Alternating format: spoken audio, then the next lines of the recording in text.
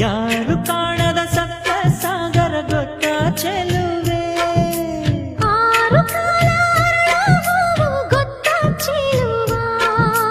ಹೇಳಿಬಿಟ್ಟರೆ ಕೇಳಬಲ್ಲೆ ಮನಸ್ಸು ಕೊಟ್ಟರೆ ಹೇಳಬಲ್ಲೆ ರತ್ತು ರತ್ತು ಬಿತ್ತು ರತ್ತು ರತ್ತು ಬಿತ್ತು ರತ್ತು ರತ್ತು ಯಾರು ಕಾಣದ ಸಪ್ತ ಸಾಗರ ಗೊತ್ತ ಚೆಲುವೆ